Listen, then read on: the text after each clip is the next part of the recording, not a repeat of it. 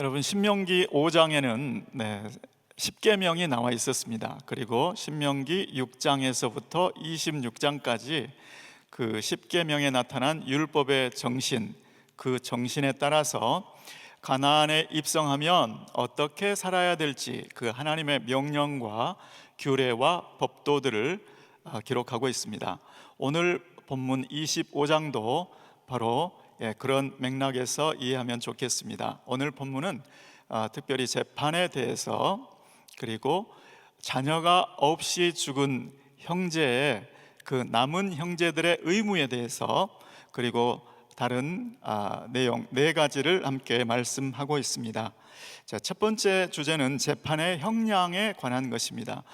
아시는 대로 신명기에서 재판에 대해서는 이미 몇 군데에서 말씀을 주셨습니다. 그 대표적인 예가 신명기 1장에 보시면 재판은 여호와께 속한 것이니 사사로운 정에 이끌리지 말라라는 말씀이었는데요, 1장 17절 말씀 보시면 재판은 하나님께 속한 것인즉 너희는 재판에 외모를 보지 말고 귀천을 일반으로 듣고 사람의 낯을 두려워 말 것이며 스스로 결단하기 어려운 일이거든 내게로 돌리라 내가 들으리라 하였고, 또 재판에 대해서 각 지파대로, 그리고 지파 내에서는 각 성별로 재판장과 유사를 둘 것이다, 이렇게 말씀하고 있습니다.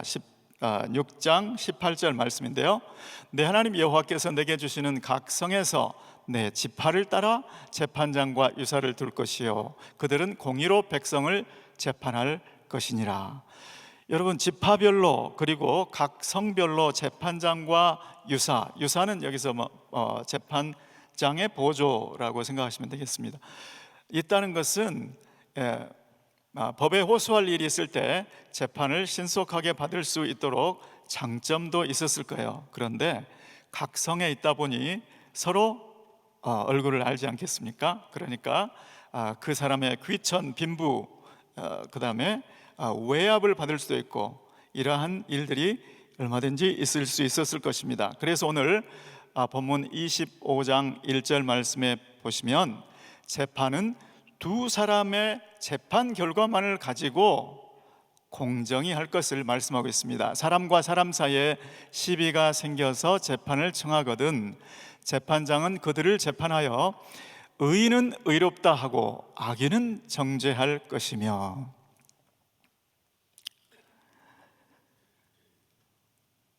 그래서 오늘 죄인은 재판 결과에 따라서 죄가 있으면 죄인이라고 하고 죄가 없으면 의인이라고 하라, 이렇게 말씀하고 있습니다.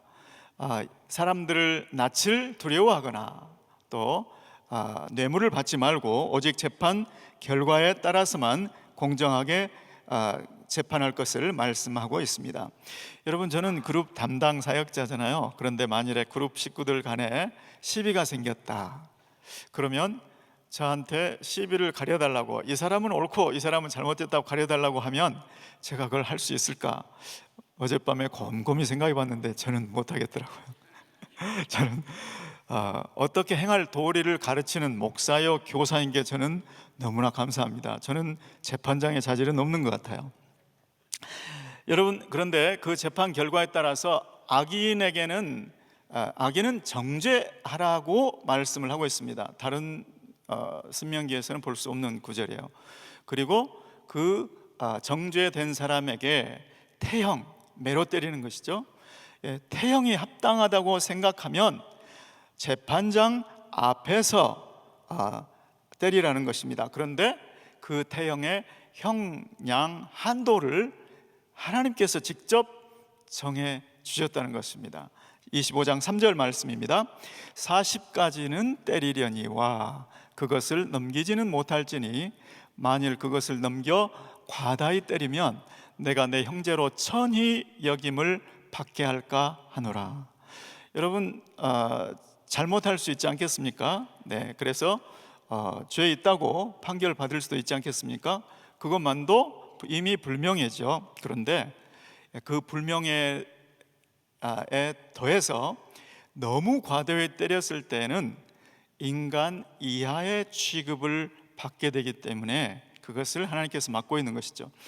여러분, 잘못해서 매를 맞는 입장이라면 이게 얼마나 복음이겠습니까? 맞아보면 압니다. 제가 중3 때 반장을 했었는데요, 반장이 뭘 잘못했어요. 그런데 체육 선생님이 저를 부르시더니 저를 끌고 교무실로 가는 거예요. 교무실에서 저를 때리기 시작하는데, 와, 저 평생 태어나서 정신없이 그때 맞았던 것 같습니다. 근데 막 뺨을 맞아도 코피가 날 수 있다는 사실 여러분 아십니까? 코피가 나는데도 계속 때리는 거예요. 그런데 더 참기 힘든 거는 제가 좋아하는 국사 선생님 이 옆에 계셨다는 사실. 그 여선생님 앞에서 코피를 줄줄, 이게 언제 멈추지? 네. 그런데 하나님은 디테일의 사랑, 디테일의 배려, 그렇게 과하게 때리면 안 된다. 그런데 여러분, 고등학교 1학년 때 또 선생님을 만났는데 이분은 정말 좋은 선생님이셨어요. 독일어 첫째 날, 두 번째 날 숙제를 내줬는데 그 숙제를 해놓고 안 가져온 거예요.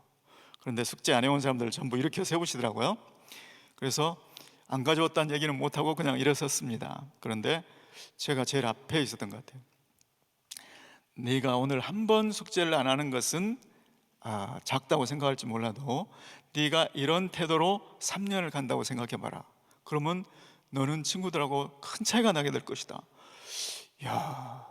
저는 그분의 말이 제 평생 참 좋은 영향을 줬던 것 같습니다. 인격적인 대우를 받은 거죠. 물론 세운 것은 불명예였지만 오히려 저는 그분에게 얼마나 큰 감화를 받고 제 고등학교 내내 독일어는 100점을 받았습니다.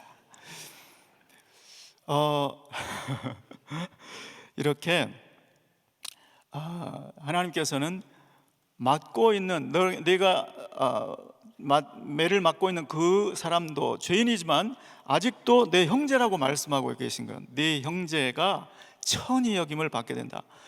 네 형제가 돌이킬 수 있도록 교화하는 데 그쳐야지 공동체 안에서 재기할 수 없도록 수치심을 갖게 하는 그거는 아니라고.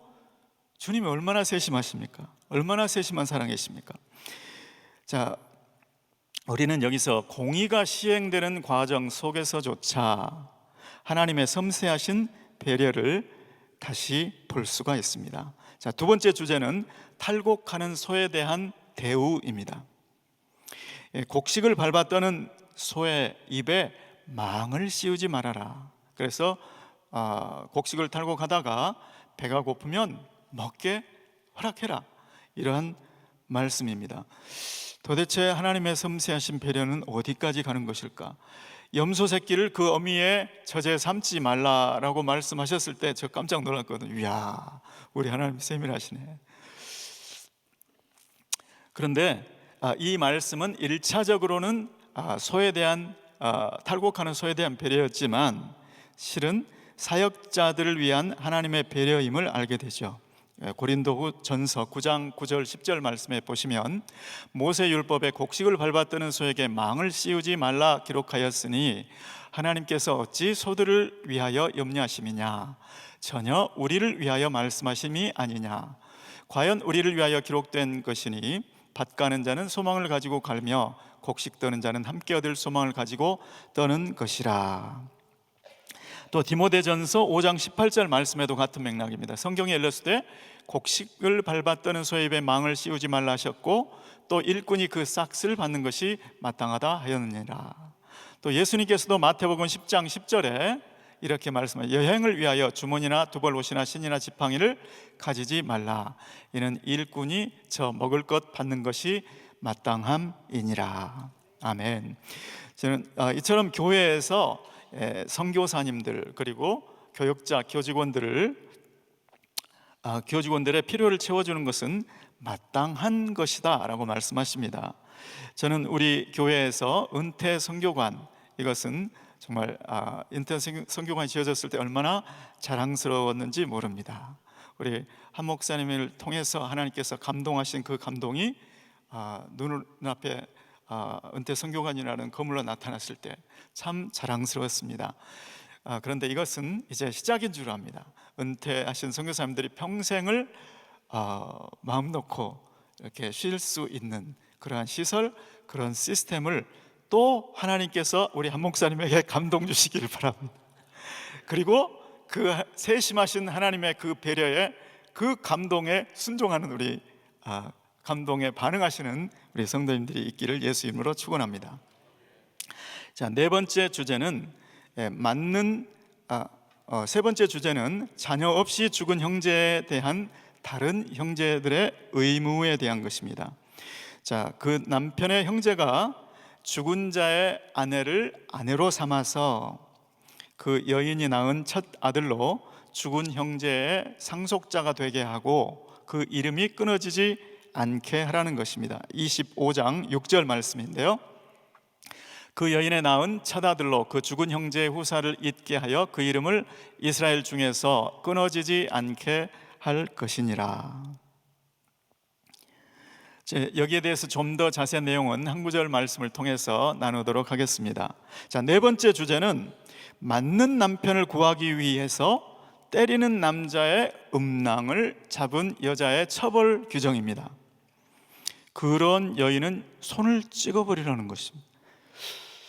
신명기 25장 11절 12절 말씀인데요, 두 사람이 서로 싸울 때 한 사람의 아내가 그 남편을 그 치는 자의 손에서 구하려 하여 가까이 가서 손을 벌려 그 사람의 음낭을 잡거든 너는 그 여인의 손을 찍어버릴 것이고 내 눈이 그를 불쌍히 보지 말지니라. 와, 여러분, 지금까지 신명기 곳곳에서 하나님은 객과 고아와 과부의 편에서 그들을 돌보시는, 약자를 보호하시는 그런 이미지였는데, 그 하나님의 이미지에 전혀 맞지 않는 것 같은 모습이 아닙니까? 더군다나 이 여자는 자기 남편이 맞는 것을 보고 어쩔 수 없어서 가서 구하려고 한 것인데, 그런데 여기에 대한 힌트가 잡는다라는 동사에 있습니다. 도대체 어떻게 잡은 것일까요? 이 잡는다에 해당하는 히브리어 동사는 그 뜻이 심하게 만들다, 또 놓아주지 않고 붙잡다, 그런 뜻이에요. 그러니까 자기 남편을 구해야 되겠다는 일념으로 도를 넘어도 많이 넘은 행동을 한 것이죠. 물론 음낭은 남성의 급소이기도 합니다. 이 때리는 남자는 다른 사람 한번 잘못 때렸다가 이 남자의 아내의 예상치 못한 반격으로 가문을 잇지 못할 수 있는 그런 위험에 처해버린 거예요. 하나님은 여기에 대해서 처벌하게 하신 것입니다. 만일에 사람 한 번 때려서 가문이 끊겨버린다면 누가 약자가 되겠습니까? 비교할 수 없이 그 여자보다는 이 남자가, 반격을 받은 그 남자가 너무나 큰 비극, 너무나 큰 약자의 편에 서게 되는 것일 거예요. 하나님께서 이것을 막으신 것입니다. 자, 다섯 번째 주제는 온전하고 공정한 저울추만 그리고 되만 사용하라는 명령입니다. 신명기 25장 15절 말씀입니다. 오직 10분 공정한 저울추를 두며 10분 공정한 되를 둘 것이라. 그리하면 내 하나님 여호와께서 내게 주시는 땅에서 내 날이 장구하리라. 아멘. 여기서 공정한 저울추 그랬는데, 이 공정하다는 말이 히브리어의 그 어원하고 아까 25장 1절에서 읽었던 대로 죄 없는 자를 의인이라고 해라, justify 하라, 이 말하고 어원이 똑같은 거예요. 그러니까 정의가, 법에서 있었던 그 정의가 경제적인 관념에 적용된 것이 바로 공정한의 저울추인 거예요.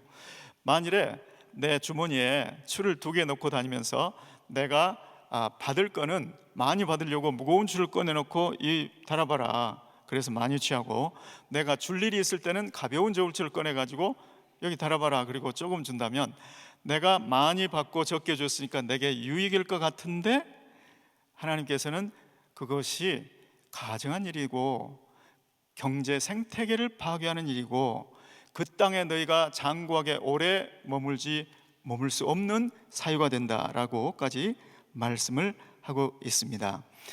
여러분, 이 말씀을 들으면서 이게 나하고 동떨어진 이야기인 것처럼 들렸는데 가만히 생각해 보니까 오늘 새벽에 저한테 이런 일이 있는 거예요.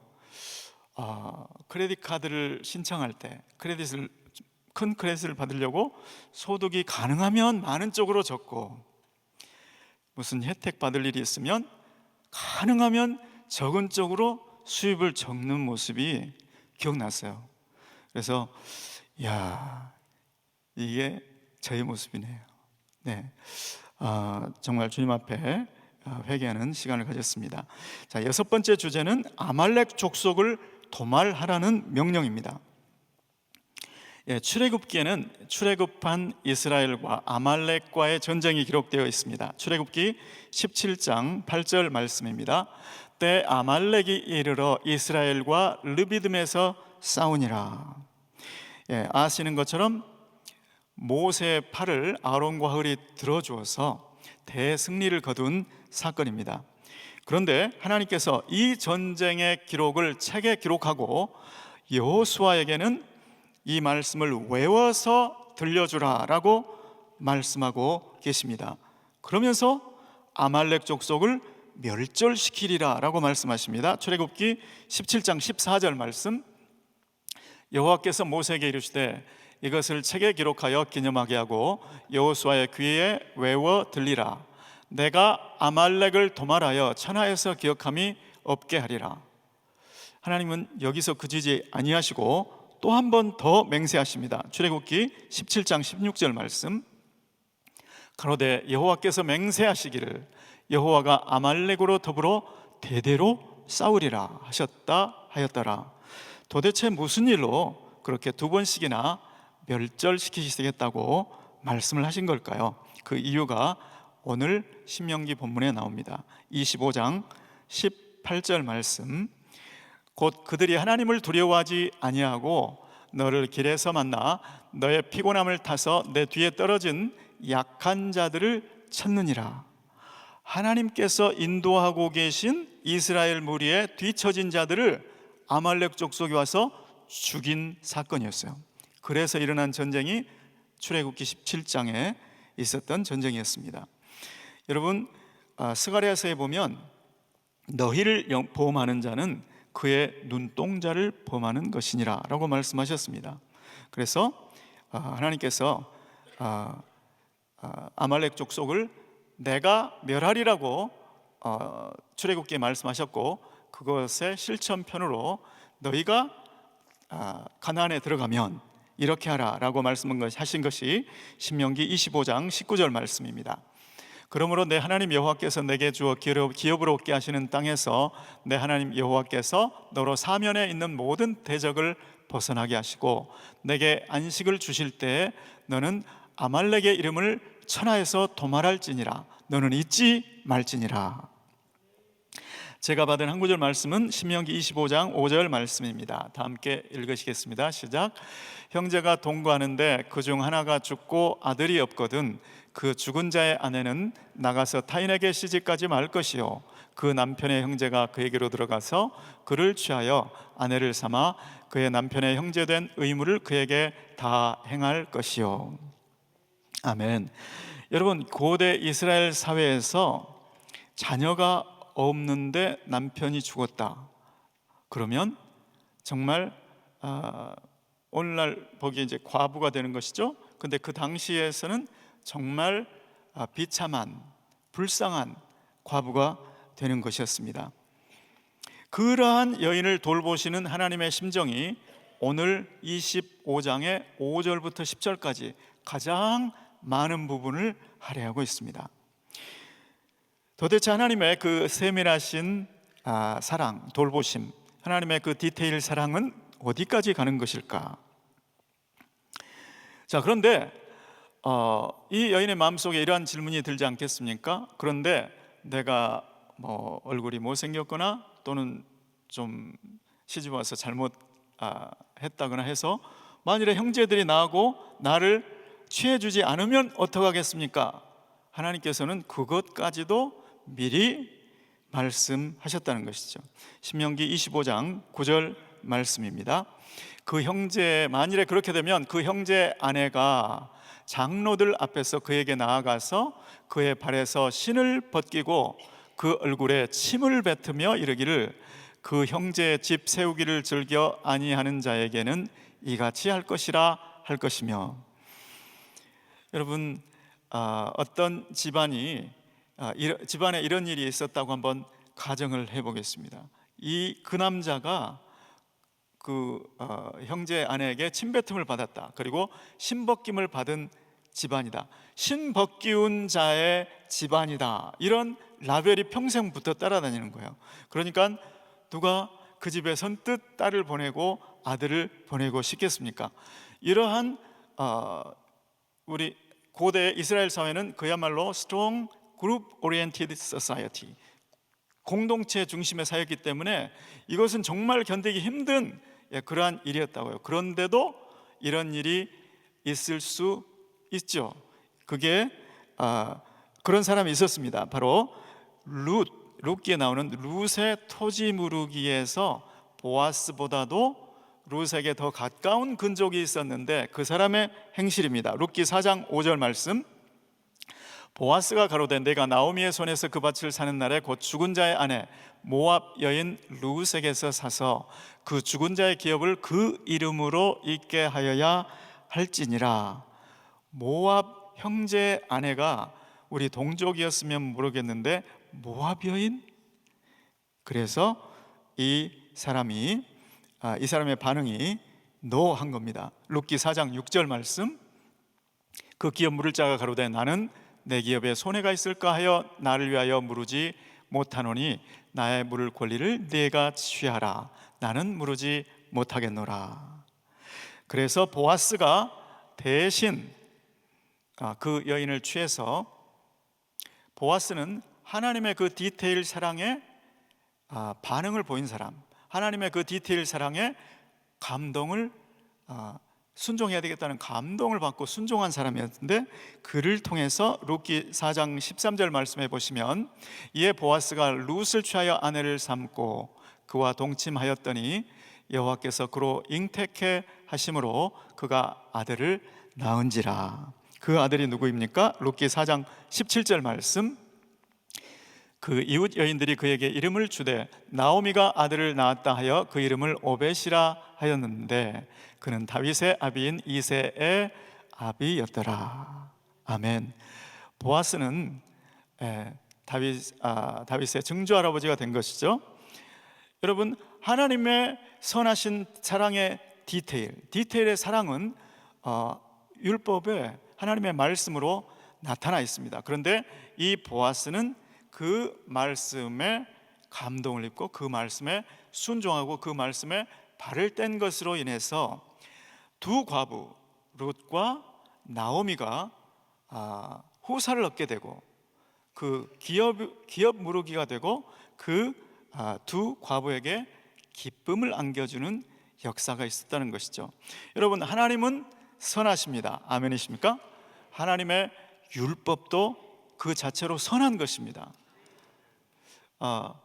그래서 하나님의 모든 사랑의 디테일이, 그 공동체를, 약자를 돌보시는 그 사랑의 디테일이 율법에 나타나 있고, 그 말씀에 순종한 사람들은 다 그 하나님의 사랑의 통로, 축복의 통로가 된 줄 믿습니다. 오늘날 하나님께서는 우리에게, 예수 믿는 우리에게 성령을 주셔서 하나님의 그 디테일 사랑, 그 사랑을 우리에게 감동으로 주시는 줄 믿습니다. 그래서 예수의 말씀이 생각나게 해주시고 모든 진리의 말씀들이 생각나게 해주시는 줄로 믿습니다. 오늘 우리가 할 일은 그 디테일의 하나님의 사랑이 성령의 감동으로 내 마음에 밀려올 때 그 말씀에 순종하는 것인 줄 믿습니다. 그럴 때 누군가에게 하나님의 사랑의 통로, 축복의 통로가 될 줄 믿습니다. 그러한 복된 삶이 되시기를 예수 그리스도의 이름으로 축원합니다. 고마우신 주님, 오늘 우리에게 주신 하나님의 그 섬세하신 사랑, 디테일의 사랑, 아버지 하나님 주님의 말씀 속에 나타난 그 사랑, 오늘 우리에게는 성령의 감동으로 주심을 믿습니다. 그 감동에 순종해서 아버지 하나님 약하고 뒤처진 자, 상처받은 자, 아버지 하나님 정말 사회적인 약자들을 돌보며 그들에게 사랑의 통로, 축복의 통로가 되는 삶이 되게 도와 주시옵소서. 예수 그리스도의 이름으로 기도드리옵나이다. 아멘. 우리 말씀 생각하시면서 하나님은 너를 만드신 분.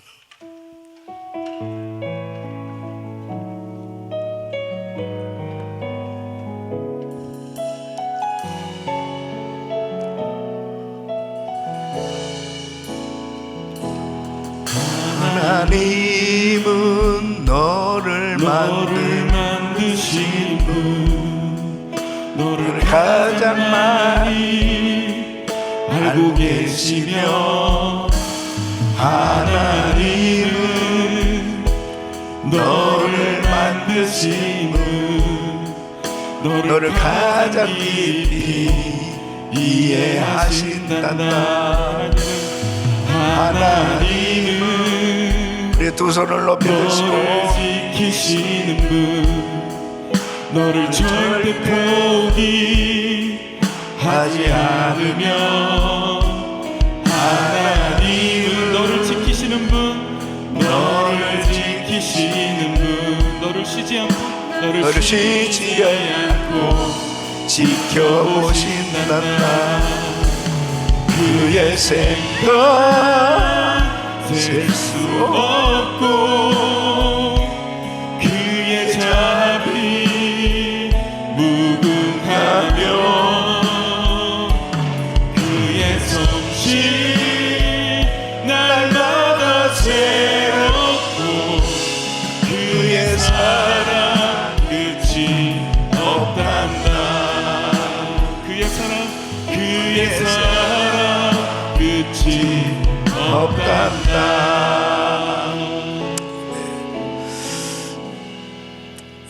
오늘 이 본문 말씀 가운데 여러 가지 내용들을 통해서 하나님께서 이 세상을 살아가는 하나님의 백성들이 어떻게 살아야 될 것인가 하는 것을 조목조목 이렇게 말씀을 주고 있습니다. 하나님은 우리를 잊지 않고 계세요. 모든 것을 다 알고 계세요. 그렇다면 우리는 그냥 사는 삶이 아니죠. 하나님의 말씀을 따라 살 때 그 말씀이 우리를 이끄시고 하나님의 뜻대로 승리하도록 인도하신 줄 믿습니다. 오늘도 이 말씀 가운데 하나님께서 내게 주시는 그 감동, 그 주의 음성을 잘 들으시고 이 말씀을 붙들고 정말 디테일하게 나를 사랑하시는 분, 나의 모든 것을 아시고 인도하시는 그 하나님 앞에 모든 것을 다 내어놓고 주님과 깊은 교제를 할 때 하나님께서 구체적으로 우리를 인도해 주실 줄 믿습니다. 두 손을 가슴에 모으시고 몸이 아픈 분들 아픈 곳에 손 얹으십시오. 거룩하신 아버지 하나님, 우리가 어떻게 살아가야 될지 하나님께서는 구체적으로 자상하게 우리를 인도해 주고 계신 줄 믿습니다. 순간순간마다 우리 생각대로가 아니고 말씀을 따라 살아가는 저희들이 되게 하여 주시옵소서. 연약한 육신들 안수하여 주시고 깨끗게 하여 주시옵소서.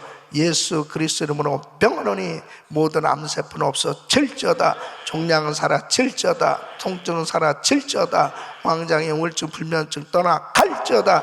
예수 이름으로 깨끗함을 지어다. 주여 만지시고 깨끗게 하여 주시고 아버지 하나님 뜻대로 사는 저희들 삶 되게 하여 주시옵소서.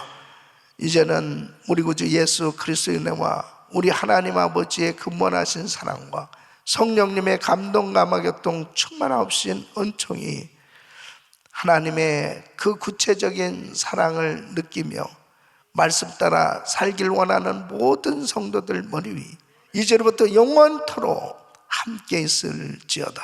아멘.